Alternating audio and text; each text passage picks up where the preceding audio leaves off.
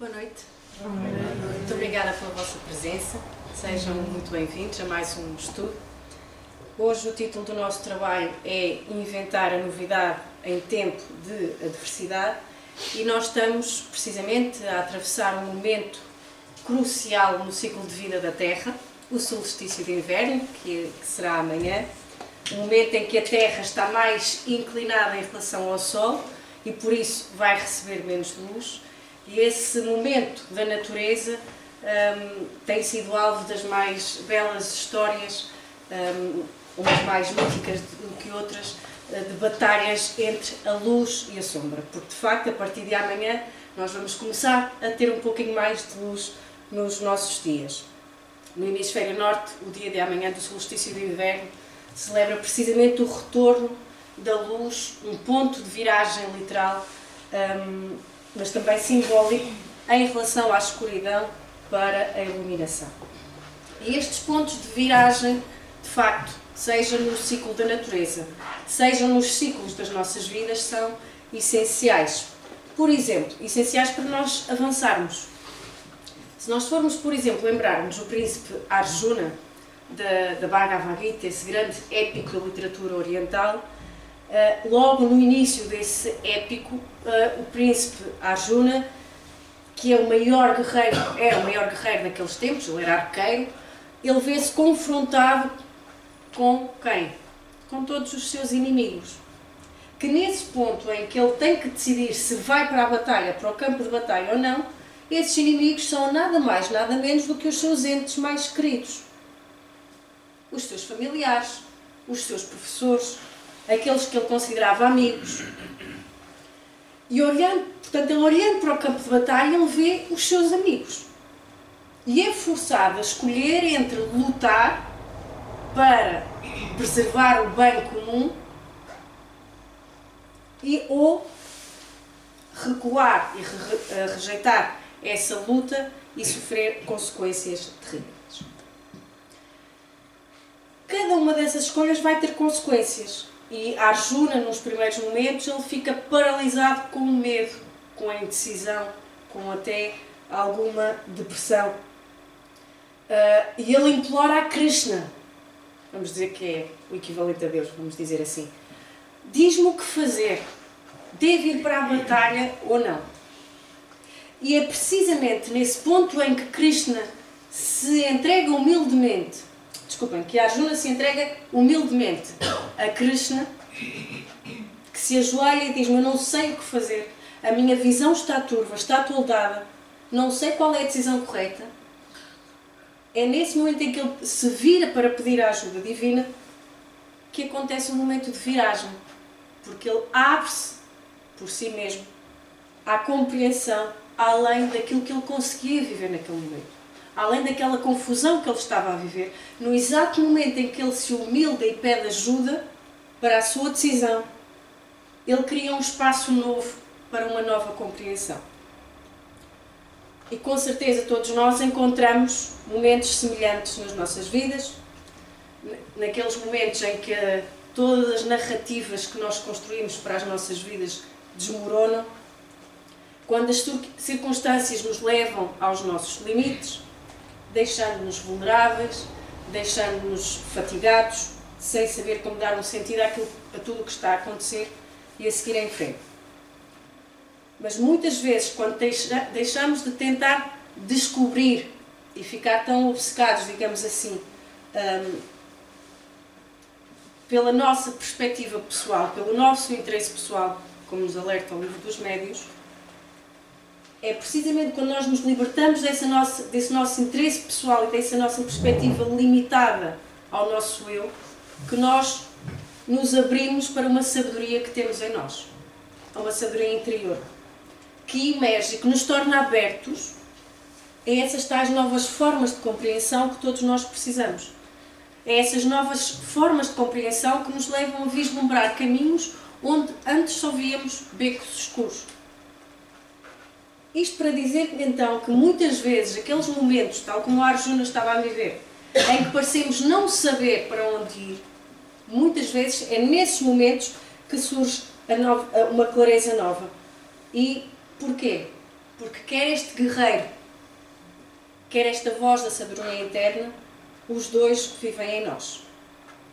E neste momento em que o ciclo da Terra se vira para a luz, por que não considerar, já esse convite da própria natureza, para considerarmos essas situações na nossa vida que nos fazem sentir encurralados, onde atingimos os limites dos nossos esforços individuais. Mas como assim? Então não é trabalhar e alguma coisa vai acontecer? Mas e quando sentimos que chegamos precisamente aos limites desse nosso esforço? O que fazer? O que a Arjuna nos sugere, esta historinha de Arjuna nos sugere, é que vamos reconhecer esses momentos como convites para nos voltarmos para dentro.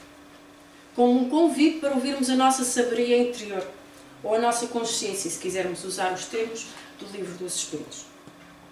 E deixar que essa consciência fale. E deixarmos a nós ouvir. E isso acontece precisamente em tempos tumultuosos, em tempos tempestuosos. E nós temos um exemplo, não sei se todos são familiares com este filme, já é antigo, já tem alguns anos. Impressionam estes relatos, todos nós sabemos o que foi o regime, mais ou menos, o regime nazi. Impressionam, por exemplo, os relatos de escritores como o químico Primo Levi, que tem aquela obra fenomenal Se Isto é um Homem, e também o Sistema Periódico, em que ele relata estes... dá uma perspectiva mais humana àquilo que nós aprendemos dos livros de história sobre o Holocausto, ou de outras autoras como as cartas de Esther Ilsum. Mas, por exemplo, este filme que eu trouxe aqui por ser talvez o mais conhecido, em que sabemos que é a história de um pai, ou antes de uma família, portanto este senhor e desta senhora, e do seu filho, que são levados para um campo de concentração. E qual é a decisão daquele pai? É fingir que o campo de concentração era um enorme jogo, era uma enorme brincadeira para o seu filho. As possibilidades de sobrevivência, todos sabemos, eram mínimas.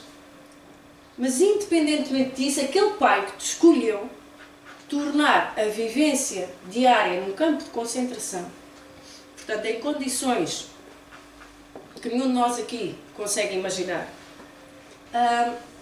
torna aquilo uma brincadeira para o filho. E num dado momento, esta célebre frase, não é, o Bom Dia Princesa, em que ele passa pelo senhor das comunicações, daquele que falava alto-falante no campo de concentração, o pai está a passar com um carrinho de mão onde leva o filho escondido, porque ele não o queria largar para não o perder. Vê que o altifalante ficou vago porque lá o responsável saiu momentaneamente do posto, e ele à socapa entra para o altifalante e ao altifalante ele diz: "Bom dia, princesa!" E fala do filho e do jogo que estava a fazer com o filho. Para quem ouvir? A sua esposa, que estava num outro campo de concentração. Era a coisa mais improvável de se ouvir num campo de concentração, era esta frase, que era, digamos assim, uma frase de código, de intimidade entre aquele casal, naquela família. Então, na maior das adversidades, ou numa das maiores adversidades que a civilização já conheceu, uma alminha tem este espírito, ou este estado de ânimo, vamos dizer assim. Este estado de ânimo dizer bom dia, princesa, para tentar levar algum alívio à esposa que ali sabia se estaria viva. Então, este é um exemplo que foca nesta saída. A abertura à novidade gera-se aonde? Foi na circunstância? Não, as circunstâncias não podiam ser piores para aquela família. Foi dentro daquele senhor. Porque ele a procurou, porque ele a descobriu, porque ele queria uma solução para tentar salvar a infância do filho. Então as circunstâncias, todas as circunstâncias, por mais irónicas e muitas que sejam, elas podem ser propícias a um sentido.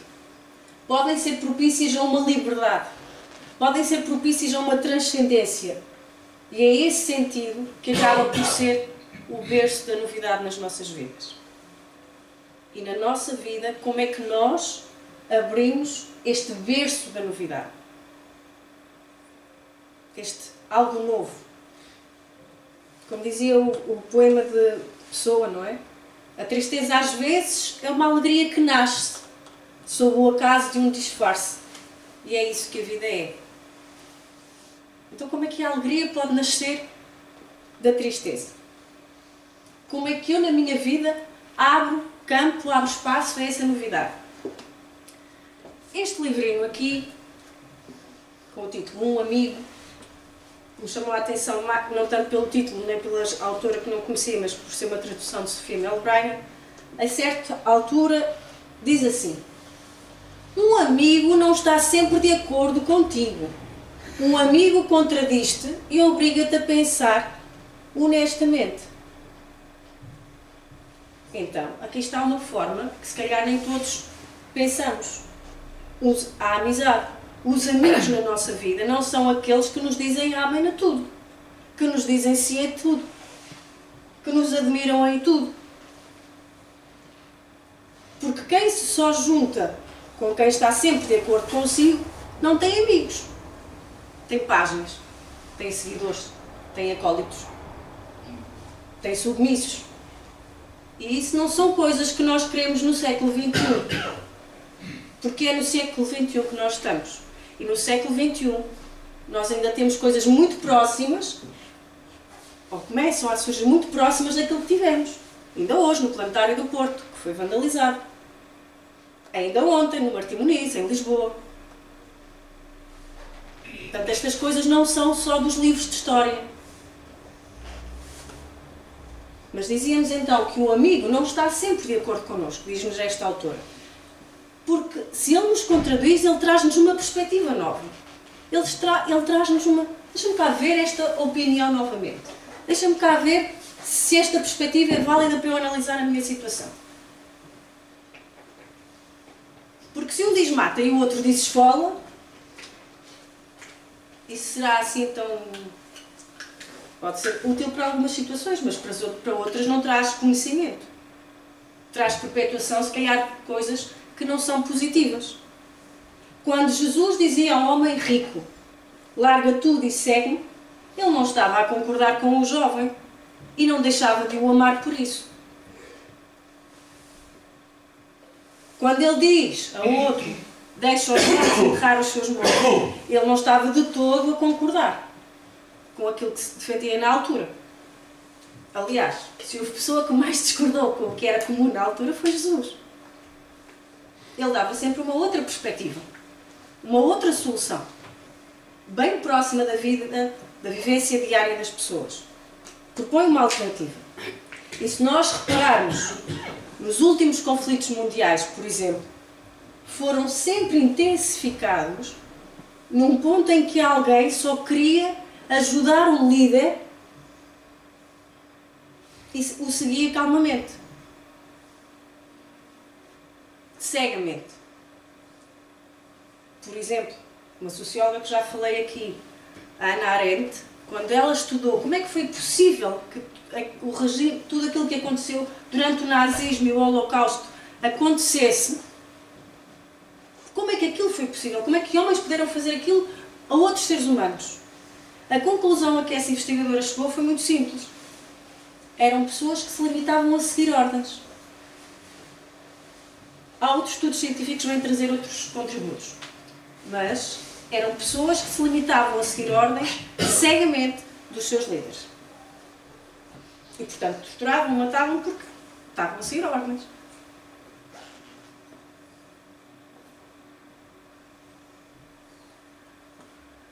Sem nunca pensar pela própria cabeça.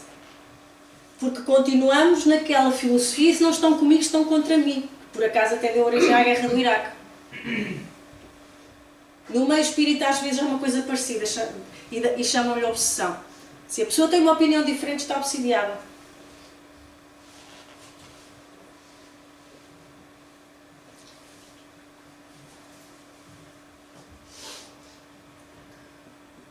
Quem perde com isso? Quem perde com isto? Todos nós. todos nós, cada um de nós. Brilhe a vossa luz, dizia Jesus. Foi a palavra de ordem de Jesus a todos aqueles que herdaram o património evangélico. E nós o que fazemos? Templos, igrejas, instituições, às vezes centros espíritas, que giram em torno de pessoas em vez de girarem em torno de Jesus. Precisamos de pessoas, claro que sim. Mas o farol não são as pessoas. Não é uma pessoa. Não é duas pessoas. Não é três pessoas. O farol é Jesus. E os seus ensinamentos. É a Ele que nós servimos. Porquê? Porque Jesus convida-nos a ver as nossas feridas. Ele convida-nos a tocá-las como fez com Tomé. Quando Tomé não acreditava que Jesus tinha voltado. Jesus disse, anda cá, toca lá, vê lá que isto são mesmo as minhas chagas. Jesus não se apresenta aos seus sem as suas feridas. Foi precisamente a partir das suas feridas que Tomé pôde depois confessar a sua fé. Então nós estamos convidados não a dissimular, não a esconder aquilo que nos fere, aquilo que nos faz ter desentendimentos uns com os outros, mas a dialogar abertamente sobre isso.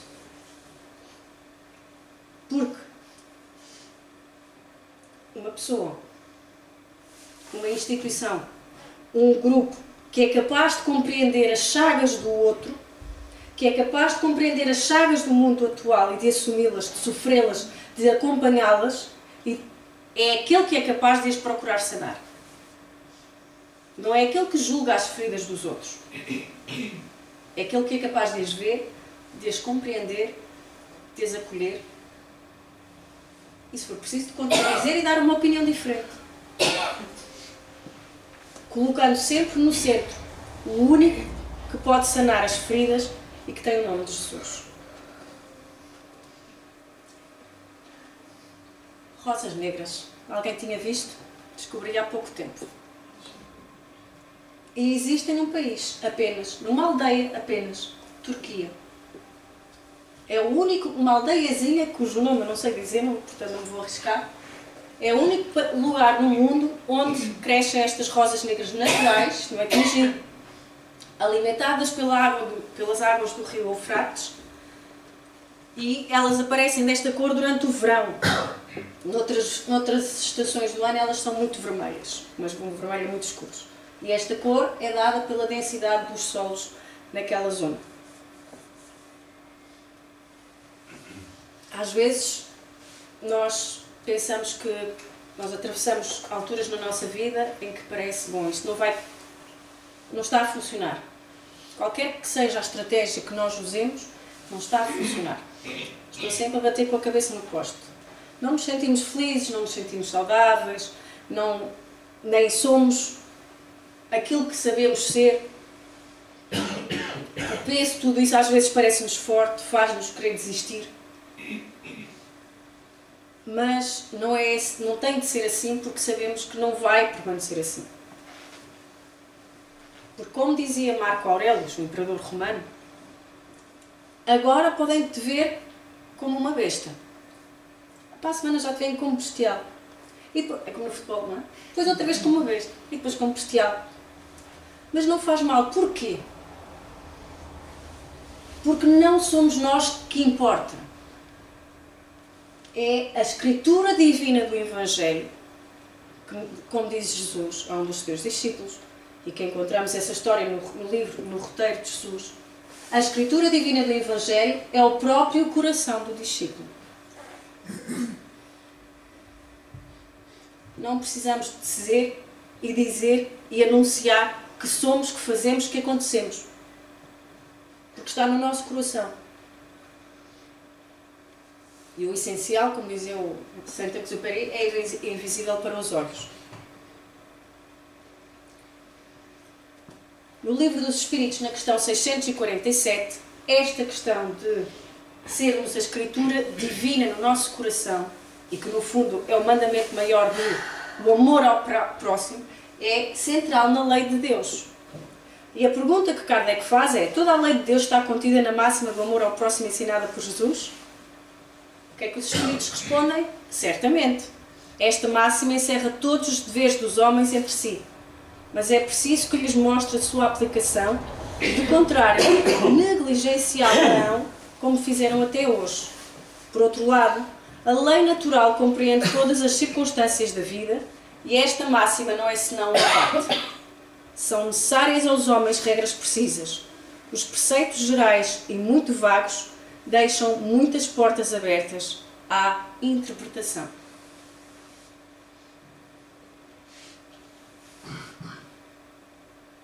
Então, o amor ao próximo é sim central à lei divina ou natural. Mas existem alguns aspectos que vão além desse princípio.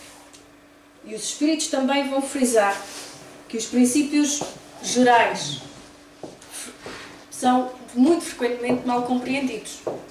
Por isso é que Jesus teve que vir falar em parábolas, teve que vir dar os ensinamentos muito próximos das vivências das pessoas, e por isso é que depois ainda teve que vir o Espiritismo para nos fazer ainda mais a papinha toda.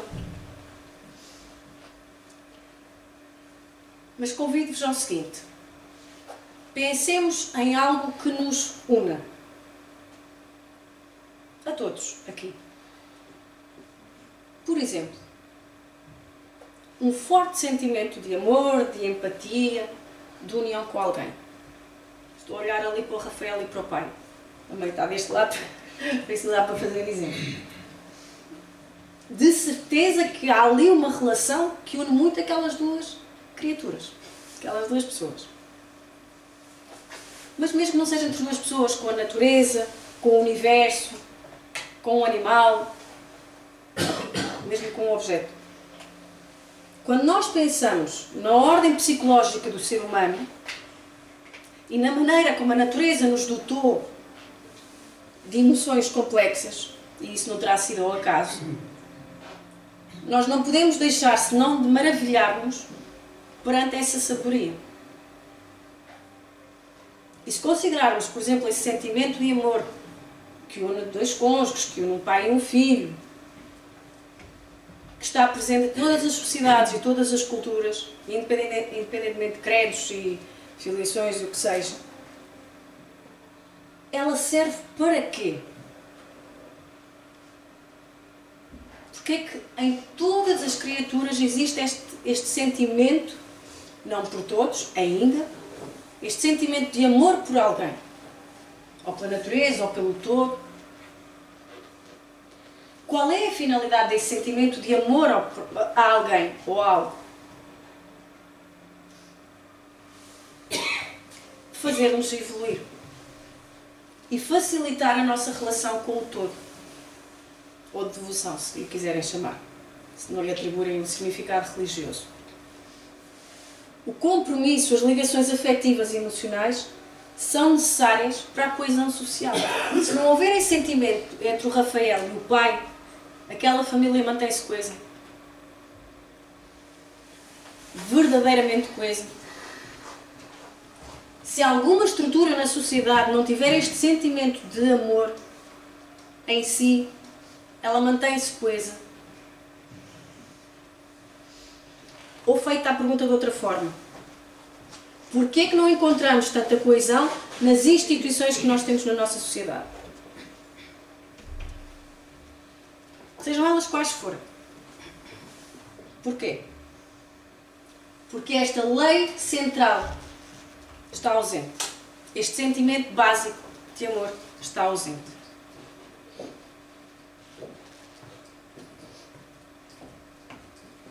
Parábola do bom samaritano. No Evangelho segundo o Espiritismo, esta parábola surge como um item dentro daquilo que o espírito precisa para saber evoluir, ou para poder evoluir. Todos nós seremos familiares com a parábola do bom samaritano. Não é? Temos alguém que precisa de ajuda, passam 3 pessoas e só uma delas ajuda a pessoa necessitada.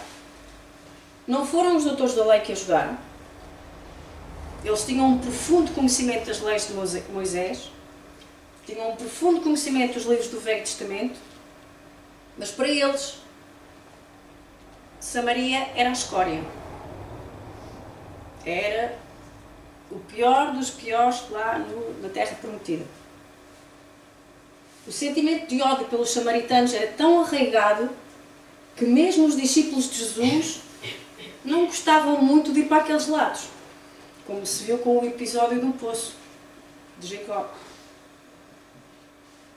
Mas Jesus, modificando os costumes da época, trazendo a novidade em tempos de adversidade, ele não tinha problemas nenhum, ele cruzava a região da Samaria sem problema, e aí até se punha a conversar e a pedir água à beira de um poço. A samaritanos, sem problema nenhum. Então faço outro convite. Vamos supor que estamos todos aqui para amar incondicionalmente. Amar mesmo quando o trabalho é insuportável. Amar mesmo quando sabemos que tudo o que amamos está em trânsito. Não vai ficar sempre ali do nosso lado. O nosso filho, o nosso marido, o nosso cônjuge, o nosso animalzinho não vai estar sempre ali connosco. Às vezes nós damos por adquirido, mas não vai estar. Está em trânsito. Amar mesmo quando sabemos que tudo o que é bonito vai ter o reverso da medalha. Que o que amamos podemos perder de uma forma ou de outra.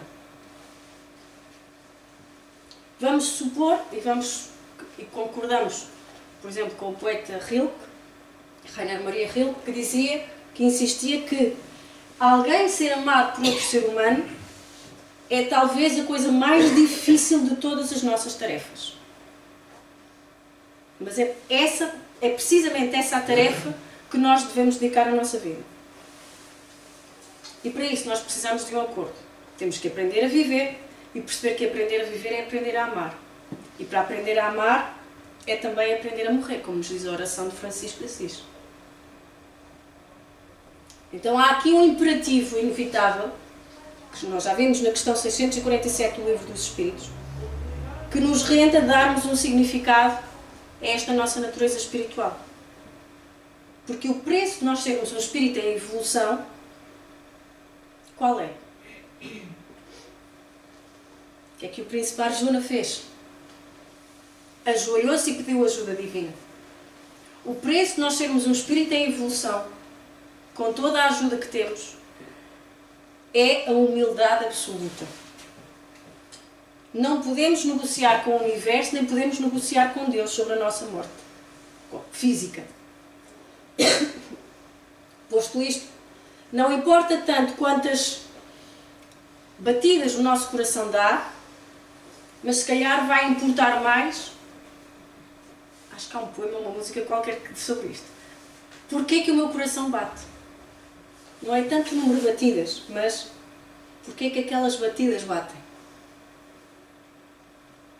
E há pouco eu referi Francisco de Assis. Francisco de Assis foi um dos exemplos de que para viver no mundo nós não temos que lutar contra ele. Mas também não temos que nos escravizar a ele. E houve momentos em que Francisco de Assis sentiu esta solidão de que nos fala Saramago. A solidão não é uma árvore no meio de uma planície onde só ela esteja. É a distância entre a seiva profunda e a casca, entre a folha e a raiz. É quando eu me desconecto do propósito, é quando eu me desconecto da fonte, é quando eu me desconecto da verdadeira e única novidade. Jesus, no nosso caso. Não faz muito tempo que todos nós aprendemos que a civilização, a sociedade, nós, giramos em torno de algo muito ternurento. Corpos a respirar na proximidade de outros corpos. E já que agora estamos em plena epidemia de gripes, estamos a lembrar disso novamente. Cada um à sua maneira tentou, depois disso, seguir a sua vida. E houve muitas coisas bonitas que surgiram depois, outras menos bonitas. Mas aqueles que quiseram aproveitar e fazer a novidade no meio da adversidade, eles conseguiram tornar-se o quê? Um pouquinho mais o quê? Contribuidores. Contribuidores e não apenas consumidores. Porque é que nos dizia Jesus? Andai enquanto tendes luz. Andai enquanto temos a ligação à seiva.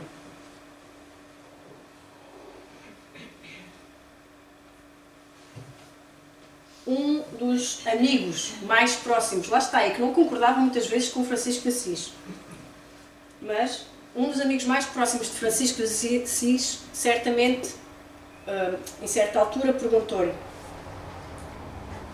porquê é que as multidões te seguem, homem? Porquê é que elas se fascinam com a tua palavra? Tu não és inteligente, já estão a ver o amigo que ele era. Tu não és inteligente, não és letrado. Vou dizer, não és bonito, que é para não ser mais simpático. Não tens retórica absolutamente nenhuma. Porquê é que as multidões seguem uma criatura como tu? Feia, pouco inteligente, que não tem paleio. Francisco de Assis também não lhe respondeu.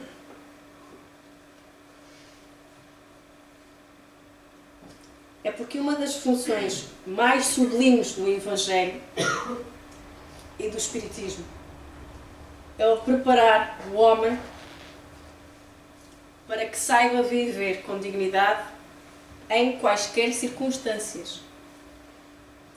Por isso é que quando Frei Maceu e Francisco de Assis foram pedir guarida numa noite temporal e foram espancados, e o Frei Maceu queria sair dali e dar de frosques, Francisco de Assis dizia: não, apanha, deixa o homem cumprir a missão que é espancar-te. Viver com dignidade em todas as circunstâncias.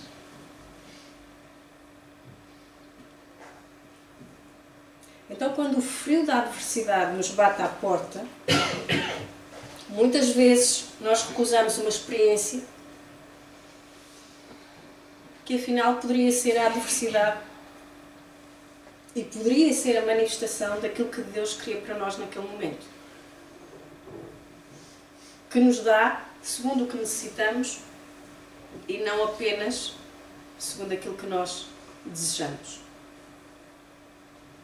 Porque, como nos diz Martins Peralva no livro Estudando o Evangelho, o que nos falta é preparação evangélica. E compreender. Inventar a novidade no meio da adversidade não é possível sem compreender. É essa a necessidade do ser humano. Francisco de Assis lá compreendeu o estalajadeiro que o expulsou. Ele lá compreendeu. Compreender porque é que aquela pessoa me está a tratar daquela forma.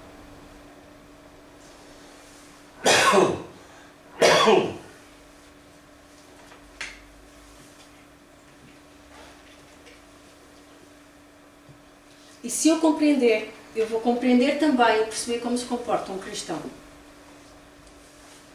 Que é uma das lições do livro Roteiros dos Súplicos. Perdoarás e trabalharás sempre, fazendo quanto possível para que se coloquem no nível da tua compreensão, desculpando-as e amparando-as infinitamente.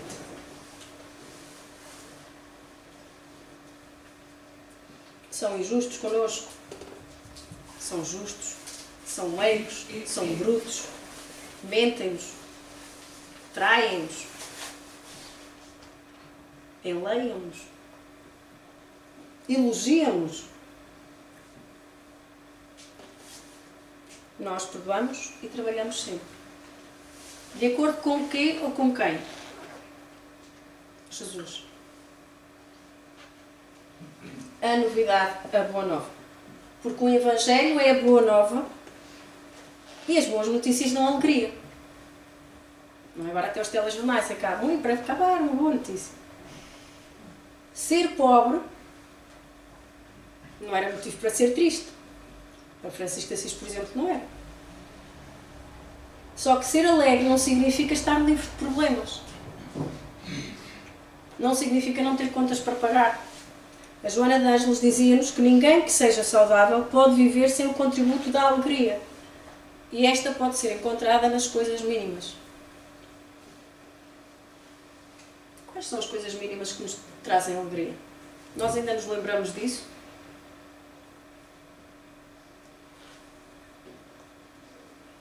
Mas nós, que somos fortes, devemos suportar as fraquezas dos fracos e não agradar a nós mesmos, dizia-nos Paulo.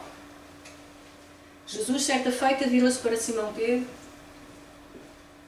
e disse, acho que foi para Simão Pedro, espero não estar a falhar a memória, vais aprender que os homens são mais fracos do que perversos. Então, no meio daquela que nós diríamos, não é, perversidade toda do mundo em que Jesus vivia, de opressão, de romanos a oprimir todos os outros povos, de distorcionismo, de violência, de doenças, Jesus diz, vais perceber que os homens são mais fracos do que perversos. Então não sejamos nós a pôr uma pitadinha de perversidade naquilo que os outros nos fazem. Porque às vezes aquela pessoa já está no seu limite. E é só aquilo que é capaz de fazer.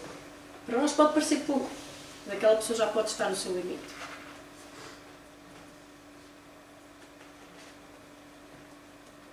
Se estivesse ainda a agradar aos homens, não seria servo de Cristo. Qual dos discípulos de Jesus agradou aos homens da sua época? Eu, enquanto espírita, estou a querer agradar a quem? A cargos?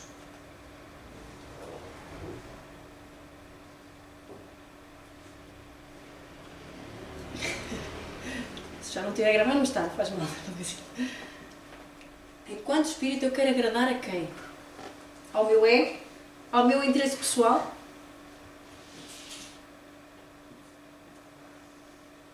Ao meu coleguinha de carteira? É que ainda há poucos dias, muito poucos dias, nos vieram a alertar acerca das seitas que estão a proliferar por esse mundo usando o nome de espiritismo. Seitas, vou repetir.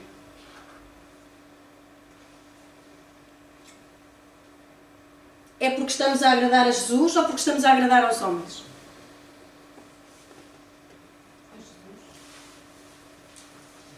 Será?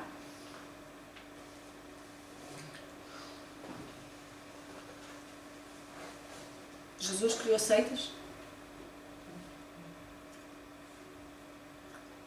Foi acusado disso. Isso é verdade. Foi acusado disso.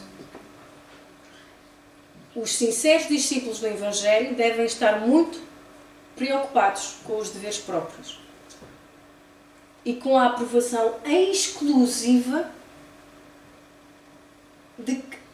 da sua consciência, que é a única a que eles vão prestar contas quando passarmos para o verdadeiro lado da vida.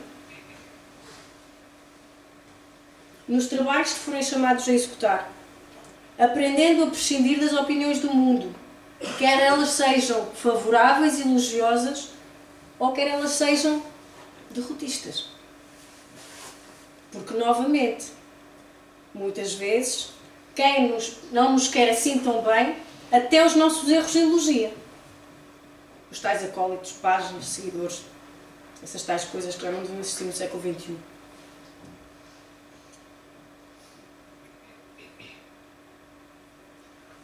Jesus também alertava os seus discípulos. A multidão não saberá dispensar carinho nem admiração senão aos que lhes satisfazem as exigências e caprichos. O que é que terá saciado mais aquela multidão que ouviu Jesus naquele monte, quando ele fez a multiplicação dos peixes e do pão? Foi com certeza o discurso de Jesus. Ou foi a barriguinha cheia?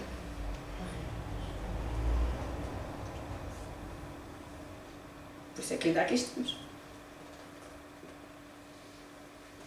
Novidade, boa nova, Evangelho. E vejamos, foram as características peculiares de Jesus, que ditaram e determinaram o tipo de relato que é o Evangelho. Porque no vasto legado da literatura antiga, e sendo, por exemplo, Lucas, se pegarmos para o Evangelho de Lucas, o médico grego, não é? Que era literado precisamente na literatura grega, ele tinha vários modelos para seguir no seu relato. Mas apesar dessas influências, o Evangelho de Lucas é único. Porquê?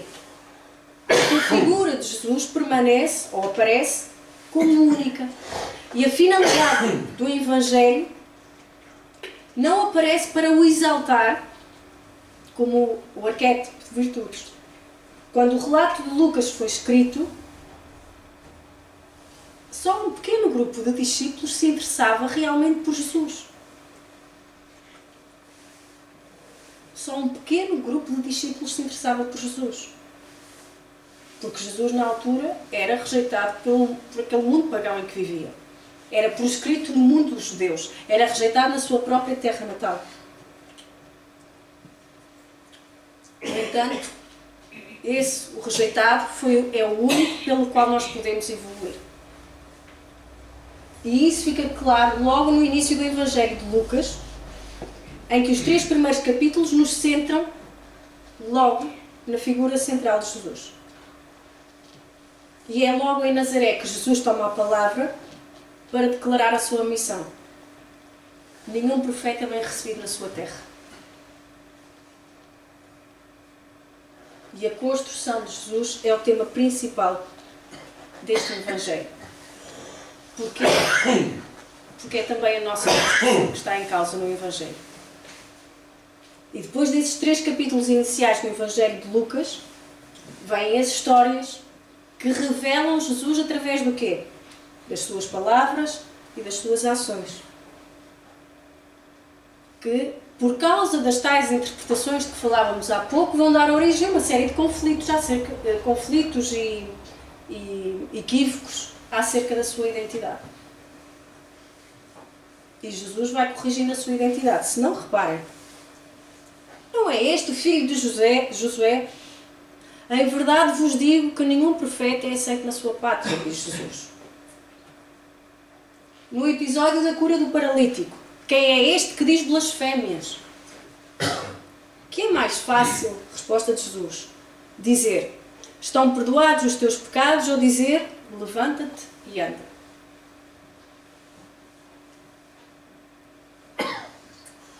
Quando Jesus diz isto, o que é mais fácil dizer? Estão curados os teus pecados, ou levanta-te e anda, ou seja, faz a tua parte. Jesus mostra o quê? Que ele não escolhe a porta larga. Era muito fácil ali pelo discurso imediatista das curas fáceis. Não, ele dá-nos o ónus. Tal como a Arjuna. Agora tens que escolher, tens que tomar uma decisão. Não o foram tirar lá do campo de batalha. Ele teve que decidir se ia à batalha ou não. Veio o Filho do Homem comendo e bebendo e dizeis: eu sou um homem comilão e beberrão de vinho, amigo de publicanos e pecadores. Era assim que falavam de Jesus na altura. E nós estamos preocupados com o que dizem de nós.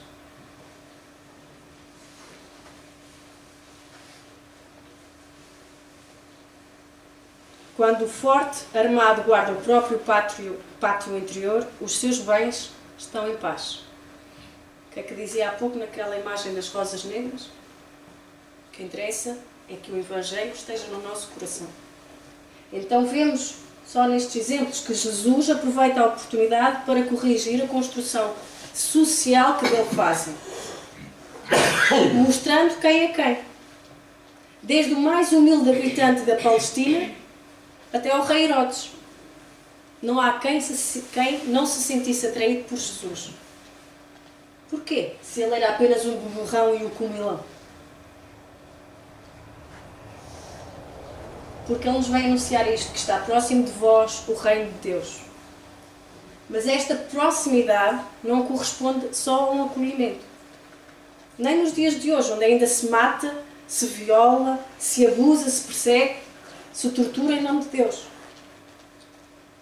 Também aqui Jesus se vai debater com a cegueira e a indiferença dos seus contemporâneos. E nós queixamos-nos de quê mesmo? Bem-aventurados os pobres de espíritos, capítulo 7 do Evangelho segundo o Espiritismo.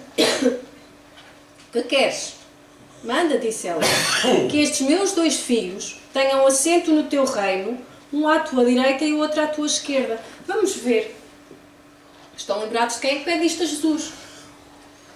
Estavam só a obedecer à sua mãe, aqueles pobres rapazes. Mas vejam quando é que isto acontece. Logo depois de Jesus se ter verdadeiramente comovido com a fé de quem? Perdão, de um romano, o pretor Gaius, que tinha um filho bastardo, doente em sua casa, já há muitos anos, e que desde que seguia Mateus, ou acompanhava Mateus, porque Mateus era um cobrador de impostos, e quando Jesus começa a fazer as suas pregações, esse pretor Gaius vai estando atento ao que Jesus está a fazer para controlar os tumultos ali em Cafarnaum. E ele vai vendo o que Jesus faz, mas vai vendo com olhos de ver. Porque a certa altura ele manda chamar Simão e manda chamar Mateus e diz-lhes: diz ao teu mestre para ele ser discreto. Numa altura em que Jesus já não poderia ser discreto, porque toda a gente já falava do que ele tinha feito. O pretor romano estava a tentar proteger Jesus do que aí vinha. Ele sabia das tramóias que estavam a acontecer em Jerusalém. E o que é que ele faz? Tenta protegê-lo. E Simão e Mateus começam a desconfiar que o pretor... então, mas tu acreditas em Jesus? E o pretor desfaz-se em lágrimas. Diz que sim. E pede aos discípulos para ir até Jesus, que o levem até Jesus, para que ele possa pedir ou interceder a favor do seu filho doente. E quando Jesus diz, ok, leva-me até ele diz, eu não sou digno por tudo aquilo que eu já fiz no meu passado. Eu não sou digno, mas se tu quiseres, basta uma palavra tua mesmo à distância e o meu filho se curará. Nesta altura, os discípulos já acompanhavam Jesus há muito tempo. E Jesus vira-se para os discípulos e diz-lhes: vejam, até agora de ninguém eu tinha visto tamanha fé. E foi de um pretor romano, que supostamente tinha todos os motivos para querer aniquilar Jesus. E é o único que vai confortar Jesus quando Jesus, depois de estar em prece, lhe é dado a ver o que ele ia passar em Jerusalém. É esse pretor romano, não são os discípulos. Logo depois disso, vêm os 2 caramelos, discípulos, pedir-lhe para se sentarem à direita e à esquerda de Jesus, sem sequer imaginarem o que é que ele ia passar em Jerusalém. E Jesus diz-lhes: vocês não sabem o que me pedem. Podeis vós ambos beber o cálice que eu vou beber, o mesmo cálice que ele tinha pedido a Deus para passar? É certo que bebereis o cálice que eu beber, mas pelo que respeita a vós, a vos sentardes à minha direita ou à minha esquerda, não me cabe a mim vos escolher. Isso será para aqueles a quem o meu Pai o tem preparado. O cristianismo não cabe numa redoma. Jesus mostrou isso também no templo, quando mandou aquilo tudo abaixo, quando viu aqueles vendilhões a negociarem com a palavra de Deus. O cristianismo não cabe numa redoma, ele cabe no nosso coração. E o nosso coração é pulsante, é atuante. E não vai ser nunca, nem o cristianismo, nunca vai ser condicionado por um movimento familiar, grupal, racial, nem mesmo planetário, porque está muito acima disso. Porque Jesus está muito acima de apenas um planetazinho Terra. Porque essa coisa de familiar, grupal, racial, são pequenos preconceitos que Deus nos tenta libertar há séculos, há mais de 2000 anos. E Estevão é um exemplo disso. No Sinédrio, fitando os olhos de Estevão, viram o seu rosto, como se fosse de anjo. Estevão é o amanhã da humanidade. Sabeis que os príncipes das nações as dominam e que os grandes as tratam com império. Assim não deve ser entre vós. Ao contrário, aquele que quiser tornar-se o maior, seja vosso servo. E aquele que quiser ser o primeiro entre vós, seja vosso escravo. Do mesmo modo que o Filho do Homem não veio para ser servido, mas para servir e dar a vida pela redenção de muitos. Então a particularidade do Evangelho de Lucas é que ele não apresenta Jesus como um discurso acabado, mas enfatiza o que Jesus se pode tornar na vida de cada um de nós, de cada um que cruza o seu caminho. Porque o confronto com Jesus conduz necessariamente a uma opção pelo que ele é. Lucas não nos dá doutrinas nem virtudes morais. Ele apresenta-nos um referencial, a novidade, a única.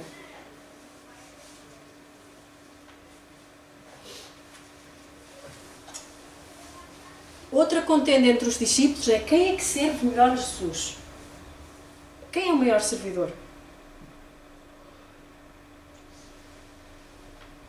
A certa altura, a caminho da casa de Lázaro, Judas pergunta ao seu camarada se afinal o reino de Deus era aquilo.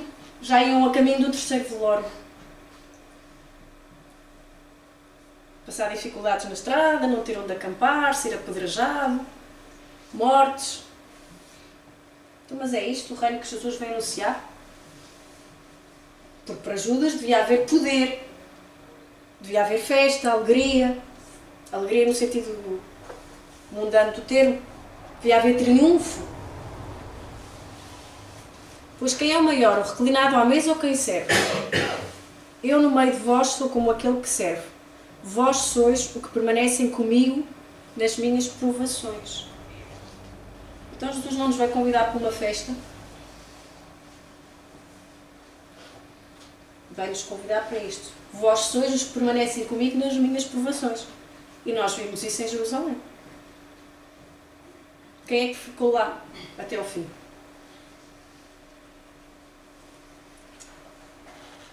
No livro Pão Nosso, diz-nos: raciocínio pronto, habilitado a agir com desenvoltura na terra, pode constituir património valioso. Entretanto, se lhe falta coração para sentir os problemas, conduzi-los e resolvê-los no bem comum, é suscetível de converter-se facilmente em máquina de calcular. Não nos detenhamos na piedade teórica. Voltamos ao bom samaritano. Não, eu não o ajudo porque eu sou fariseu. Não, eu não o ajudo porque ele é samaritano. Não, eu não o ajudo porque ele não pertence ao meu centro espírita. Ah, mas ela está a ajudar num outro. Então não pode. Somos espíritas, somos cristãos. A volta ao humano só será possível através de uma tomada de firme posição pelos espíritas realmente conscientes do valor e do sentido da doutrina. Esta frase de Herculano Pires vem em resposta àquilo que eu disse há pouco. Aquele aviso que nos vieram trazer acerca das seitas, usando o nome de espiritismo, que estão a proliferar neste momento. E que muitas vezes nós ajudamos a isso.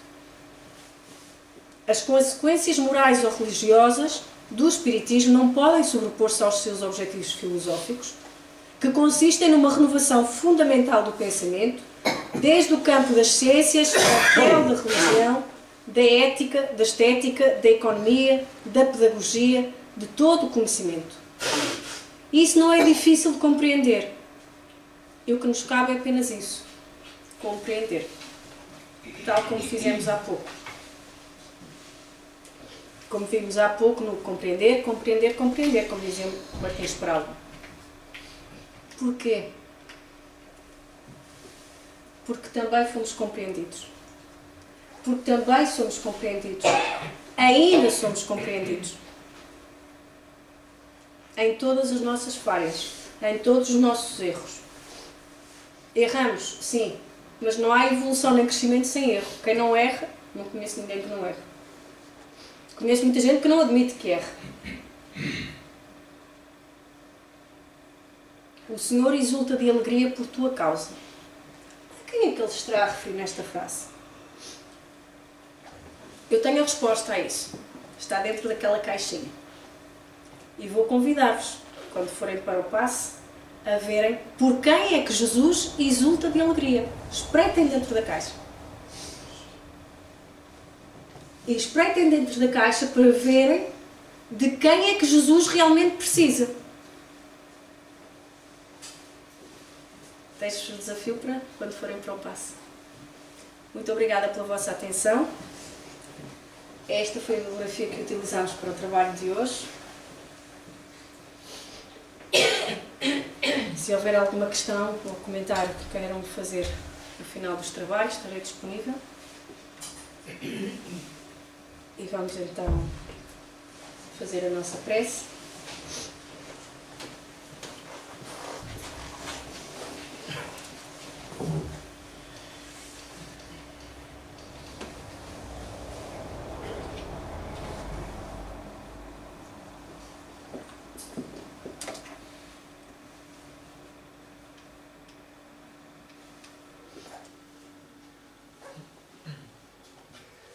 Usando um texto de Lacordaire, em Instruções dos Espíritos. Despertai, meus irmãos, meus amigos, que a voz dos Espíritos ecoe nos vossos corações.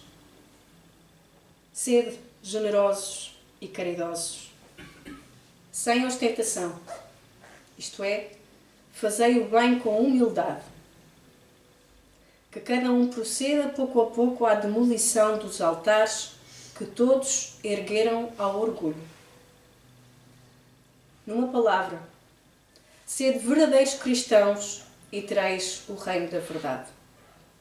Não continueis a duvidar da bondade de Deus, quando dela vos dá Ele tantas provas.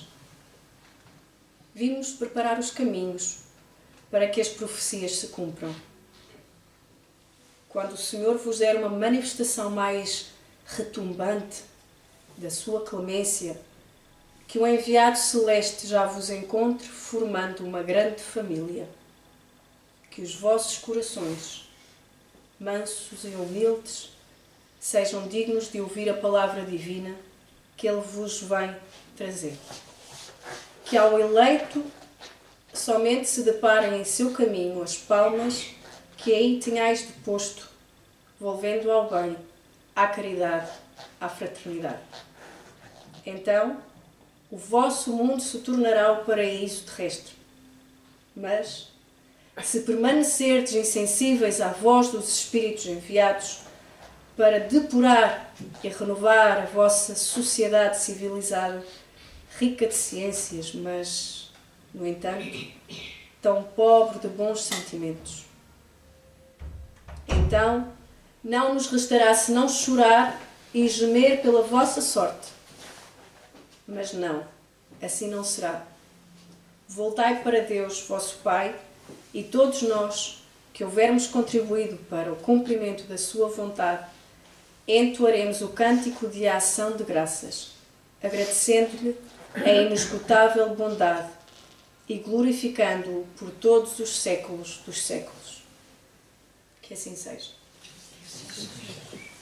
Um bom Natal para todos. Muito obrigada mais uma vez pela vossa atenção. Obrigada, igualmente.